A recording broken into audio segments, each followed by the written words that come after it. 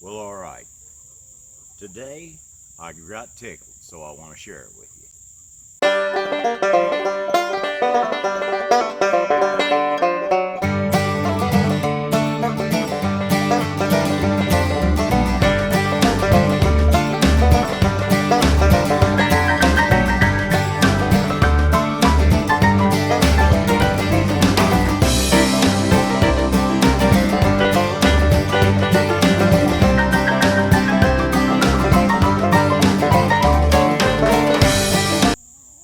Well, all right. When I first got up and started to drink my coffee, and I had the news on, and the first little story I heard in the news was that today was Lazy Day, National Lazy Day.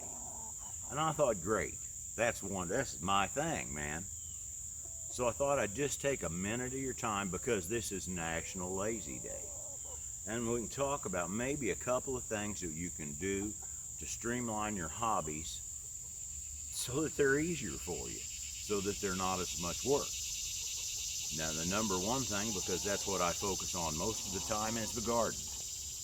You know, if you just add a little mulch, nice layer of mulch over the whole thing, man, you put the hoe and the shovel back in the garage where they belong, where they can kind of draw some cobwebs and rust, you know, quietly, and just, you know, reduces the weeding, reduces the time watering. Your garden will still grow fine, you know. It's a little different, but it works. Now,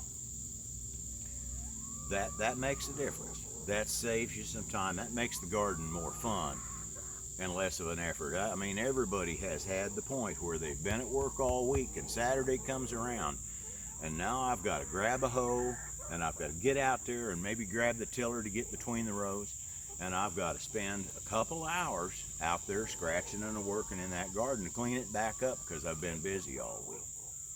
Well, this way, you know, you can spend a few minutes every day after work, and come Saturday, you can sit out on your back porch and enjoy your garden. Go out there and pick a few things, maybe plant a couple things you want to plant and just have fun with it. If you have plant potatoes like I do, if you just set them on top of the soil, cover them with a layer of straw, let them grow. And then when they're done, rake that straw back and the potatoes are right there on top of the ground. Stop to think at the end of the year. The potatoes still grew fine, but you can stop at the end of the year and look at it and say, wow, you know how much effort I saved by not getting in there, tilling, making a big deep furrow, putting those potatoes in that furrow, covering them up, and then coming back in the middle of the summer, and I'm having to take the potato fork and dig that whole row and sort through everything to find those potatoes. Saved a lot of time. I'm going to show you another example. I've got the chicken tractor here. When I decided to do chickens, chicken tractor was the way I wanted to go. Well, I move it a few inches or a few feet every day, so the chickens always have fresh grass. And I've noticed now that when I first come out the back door, I sit down for a few minutes and brush my dog, brush Bob. Bob's a long-haired dog, and I need to brush him a little bit every day. It helps him dethatch, helps get rid of as he's shedding, and also, you know, to keep him a little cooler. Also makes him look a lot nicer. I don't want him to get all tangled and matted up where I've got a mess to take care of, or I've got to take him and spend a bunch of money at the dog beauty shop, you know, to get him a haircut or something.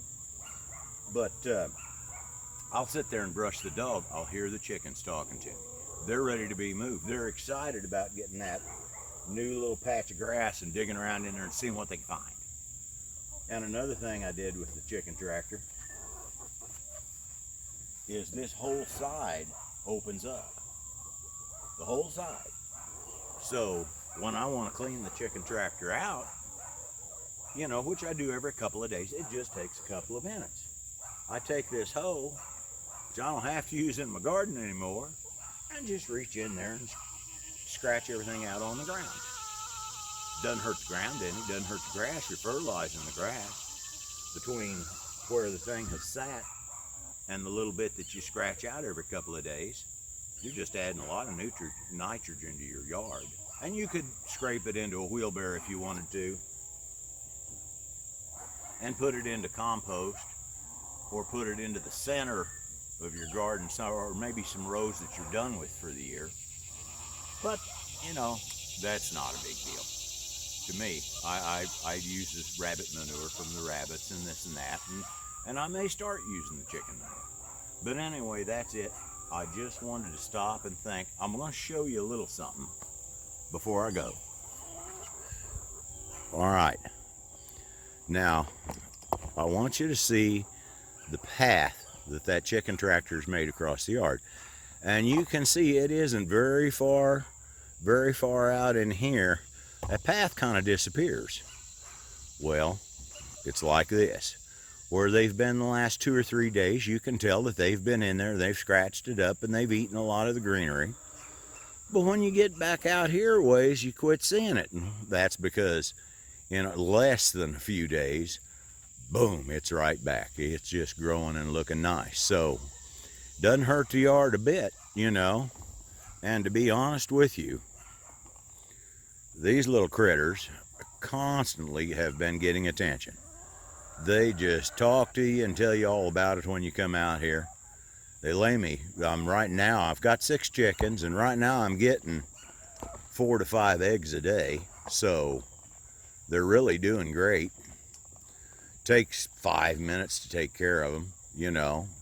Fill their feeder, fill their water, and then turn around and maybe rake the thing out. I do it every 2 or 3 days, so it doesn't ever build up. Well, all right, that is all for Bob and for me. I want you all to have a quality day.